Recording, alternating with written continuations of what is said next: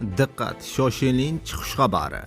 O'zbekistondagi pensiya oluvchi fuqarolarga hozirgina ajoyib xushxabar e'lon qilindi. Endi O'zbekistonda ayollar ham, erkaklar ham 2 yil oldin pensiyaga chiqishlari mumkin.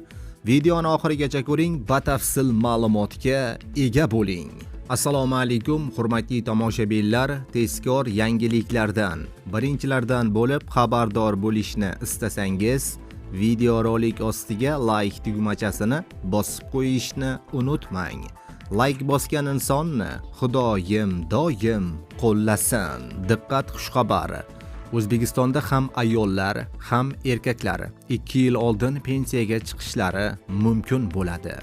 Endilikda ish joyidan ayrilgan, agar shtat qisqartirilgan bo'lsa yoki korxona yopilib ketsa, belgilangan muddatdan 2 yil oldin pensiyaga chiqish imkoniyati beriladi. Yangi qoidalarni 2026-yil 1-iyundan boshlab joriy etish rejalashtirilgan. Ekspertlarning ta'kidlashicha, bu to'lovlar davri sezilarli darajada oshiriladi. Ayniqsa ayollar uchun katta yengilliklar bo'ladi. Bundan oldin xabar berganimizdek, endilikda O'zbekistondagi pensiyalar avtomatik ravishda tayinlanadi. Hech qanday bayonot yoki navbatlar yo'q.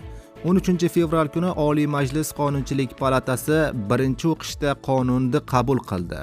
Shunda ta'kidlanishicha, 2025-yil 1-martdan boshlab pensiyalar avtomatik ravishda hujjatlarsiz va navbatlarsiz tayinlana boshladi.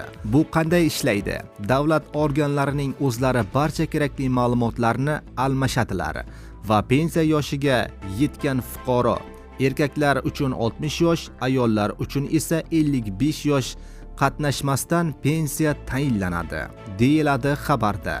Aziz do'stlar, videoroliklarimiz keng tarqalib, barcha fuqarolarga yetib borishligi uchun like tugmachasini ham bosib qo'yishni unutmang.